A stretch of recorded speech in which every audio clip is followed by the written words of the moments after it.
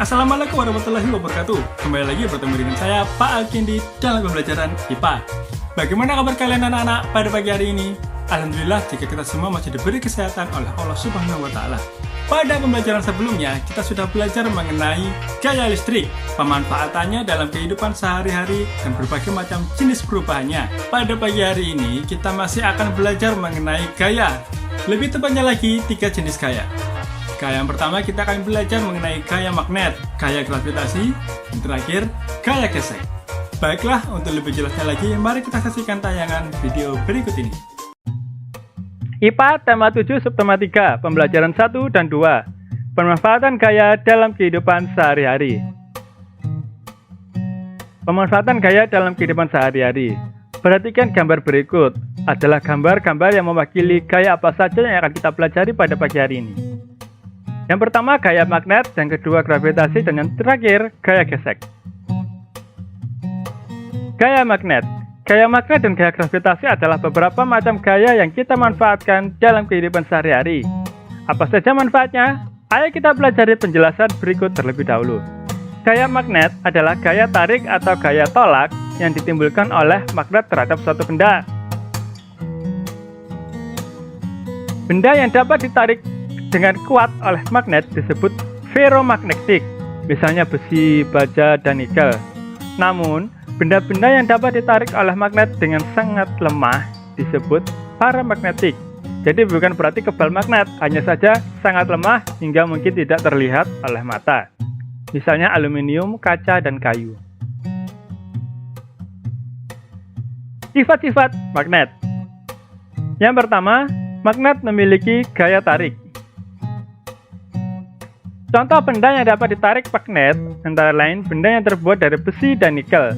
Semakin dekat jarak benda dengan magnet, maka semakin kuat gaya tariknya. Namun, semakin jauh maka juga akan semakin lemah. Sifat-sifat magnet. Gaya tarik magnet dapat menembus benda-benda tertentu. Perhatikan gambarnya sebagai contoh. Jika antara magnet dan benda magnetik diberi penghalang, benda magnetik itu seperti besi dan nikel tadi, diberi penghalang yang tipis, misalnya kertas atau kain, maka magnet dapat menarik benda tersebut menembus penghalangnya. Tapi penghalangnya juga harus tipis. Sifat magnet yang ketiga, magnet memiliki 2 kutub, yaitu kutub utara dan selatan. Kekuatan gaya tarik magnet tidak merata di seluruh bagian magnet, hanya saja yang paling kuat berada di ujung-ujungnya, yaitu kedua kutubnya. Daerah di sekitar magnet yang masih dapat dipengaruhi oleh gaya magnet disebut medan magnet, jadi daerah di sekitarnya magnet. Nah, jadi yang daerah yang di sekitar magnet tidak langsung terkena magnet disebut memiliki medan magnet.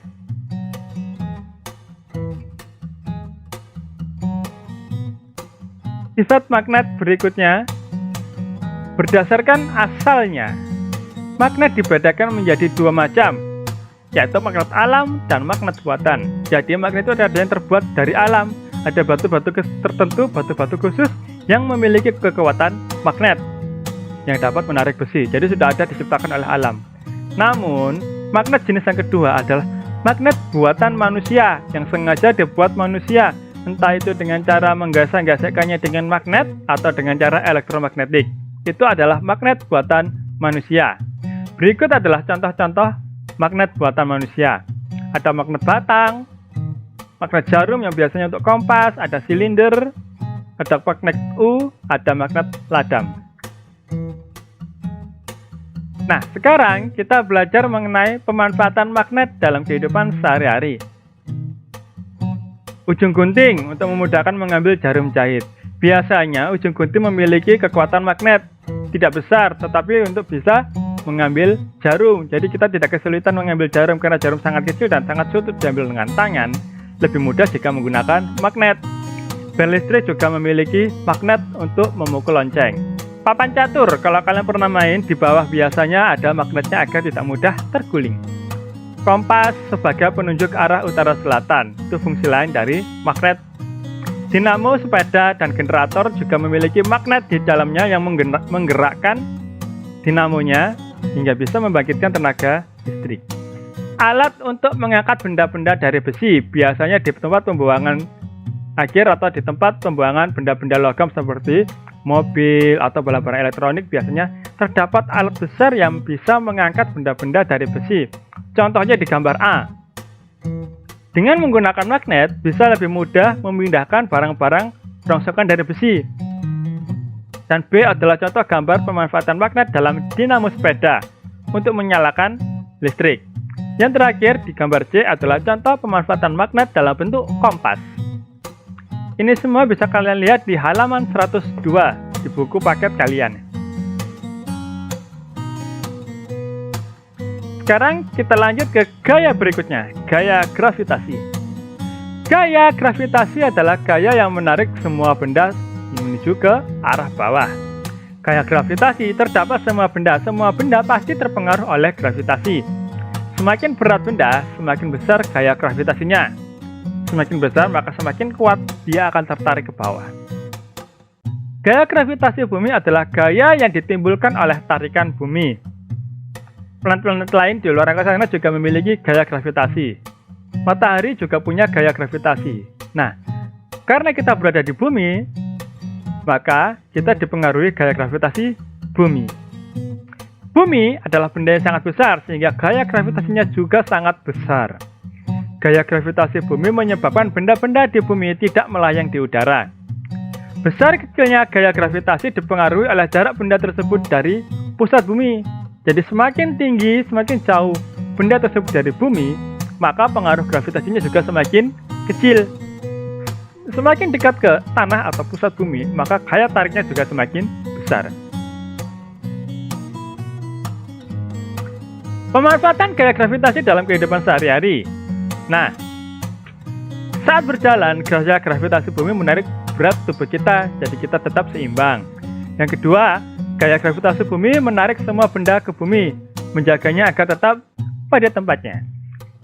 Yang ketiga, gaya gravitasi bumi menarik air jatuh ke bawah. Bayangkan jika tidak ada gravitasi, airnya tidak akan mengalir ke bawah dan tidak akan bisa sampai ke daerah-daerah yang lain. Yang keempat, untuk memanfaatkan sebagai hiburan. Gaya gravitasi dimanfaatkan untuk hiburan dalam hal terjun payung. Gaya gravitasi menarik orang yang sedang terjun payung hingga jatuh ke tanah.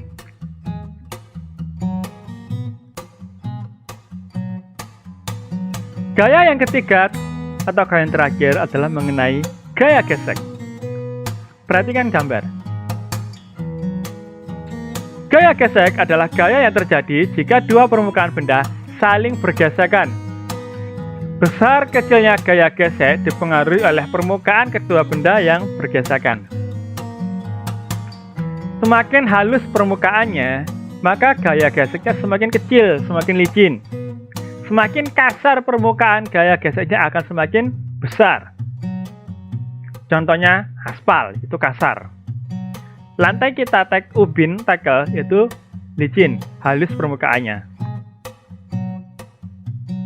Gaya gesek, ada yang menguntungkan, ada juga yang merugikan. Contoh gaya gesek yang menguntungkan antara lain alas sandal dan sepatu. Dibuat dari bahan karet agar pemakainya tidak mudah terpeleset. Jadi kita membuat gaya geseknya semakin besar agar kita tidak terpeleset. Gaya gesek juga terjadi pada rem sepeda untuk memperlambat laju sepeda.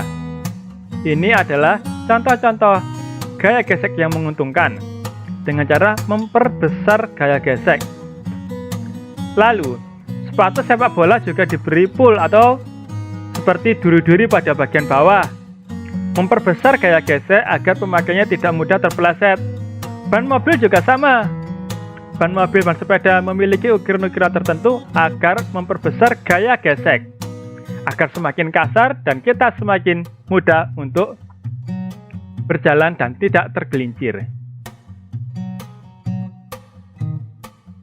Berikutnya masih di halaman 110, pemanfaatan gaya gesek yang merugikan. Pada mesin sepeda motor atau mobil, selalu terjadi gesekan di bagian mesinnya. Gesekan itu akan membuat mesin cepat rusak. Untuk mengurangi gesekan, maka perlu diberi pelumas atau pelicin agar memperkecil gaya gesek. Gaya gesek yang besar akan merusak benda, mengikis. Tetapi, semakin kecil gaya gesek, maka bendanya akan semakin awet. Karena itu, mesin mobil, mesin motor perlu diberi oli agar gesekannya semakin mulus, semakin kecil, dan lebih awet mesinnya. Ban mobil, ban sepeda motor, jika sudah lama dipakai, lama-kelamaan akan halus atau gundul. Nah, ban-ban yang halus seperti gambar di depan, seperti gambar yang saya tayangkan, membuat kendaraan akan mudah tergelincir jika terjadi hujan. Berkendara di tengah hujan dengan ban yang gundul atau halus seperti ini membuatnya akan mudah terpeleset, ngepot, kemudian terjadi kecelakaan. Itu contoh gaya gesek yang merugikan. Jadi, jika sudah gundul, harus segera diganti ban yang baru yang masih ada pola-polanya, ulirannya, agar tidak mudah tergelincir. Cara memperkecil gaya gesek: memakai pelumas.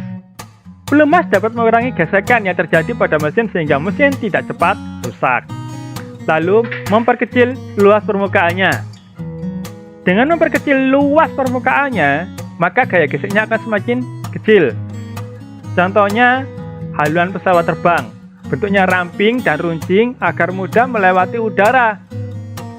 Bayangkan jika tubuh pesawat terbang tersebut lebar, maka akan mudah diterpa oleh angin dan tidak bisa terbang dengan cepat. Agar mampu terbang dengan cepat, maka dibentuk seramping seruncing mungkin untuk menembus gaya gesek melalui udara, seperti bentuk kereta peluru. Kalian bayangkan, kereta-kereta peluru yang dari Jepang itu bentuknya sangat ramping dan juga lancip, agar mudah menembus gesekan udara. Jadi, luas permukaannya diperkecil. Memberi roda pada benda. Pemberian roda pada bidang sentuh merupakan salah satu cara memperlicin permukaan. Contohnya, lebih mudah memindahkan lemari yang tidak ada rodanya atau lemari yang ada rodanya. Lemari yang kalau nggak ada rodanya kita tarik akan terasa berat karena permukaannya besar, gaya geseknya juga besar. Akan tetapi, jika lemari tersebut kita beri roda, maka permukaan yang menyentuh lantai semakin kecil karena hanya ujung rodanya saja, membuat menarik lemari menjadi lebih mudah. Memperhalus permukaan benda. Permukaan benda yang halus membuat benda menjadi lebih mudah bergerak. Contohnya, jalan raya yang beraspal bertujuan untuk memperkecil gesekan antara ban kendaraan dengan jalan, sehingga kendaraan lebih mudah meluncur. Nah, berikut adalah cara memperbesar gaya gesek. Yang tadi memperkecil, membuatnya jadi lebih licin, menjadi lebih cepat, menjadi tergelincir. Nah, berikutnya cara memperbesar gaya gesek. Membuat alur dan corak kasar pada permukaan benda. Contohnya tadi di ban dan di alas sepatu. Memiliki pola-pola tertentu yang mana fungsinya memperbesar gaya gesek agar tidak mudah terpeleset atau tergelincir. Melapisi permukaan benda dengan karet. Karet juga merupakan benda yang dapat memperbesar gaya gesek. Yang ketiga, memperluas bidang permukaan. Contohnya, parasut. Menurut kalian, parasut mana yang lebih cepat jatuh? Yang lebar atau yang kecil? Semakin lebar, maka akan semakin lama melayang. Semakin lebar sayapnya pesawat, maka semakin lama terbangnya. Kalau parasutnya kecil, bidang permukaannya kecil, maka semakin cepat. Gaya geseknya dengan gaya gesek apa? Udara. Gesekan antara parasut dengan udara. Di udara, bukan berarti tidak ada gaya gesek. Gaya gesek adalah gesekan antara dua benda. Meskipun tidak terlihat, terjadi gesekan antara udara dengan parasut. Nah, sekian materi gaya untuk hari ini. Tugas yang pertama, kalian buka halaman 104, kemudian kalian centang. Mana yang termasuk menggunakan gaya magnet, mana yang termasuk menggunakan gaya gravitasi. Halaman 104 dan 112, Hanya dicentang saja, kemudian hasilnya difoto. Kalian kerjakan langsung di buku paketnya saja, tidak perlu menyalin. Kalian centang semua, mana yang termasuk gaya magnet, mana yang termasuk gaya gravitasi, mana yang memperbesar gaya gesek, mana yang memperkecil gaya gesek. Langsung dicentang saja, kemudian hasil difotokan dan dikirimkan ke wali kelas masing-masing. Ini baru tugas yang pertama. Tugas yang kedua seperti biasa,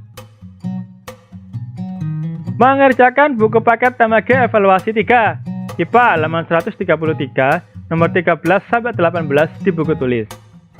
Hasil difoto dan dikirimkan ke wali kelas masing-masing. Selamat mengerjakan dan tetap semangat dan jaga selalu kesehatan. Wassalamualaikum warahmatullahi wabarakatuh.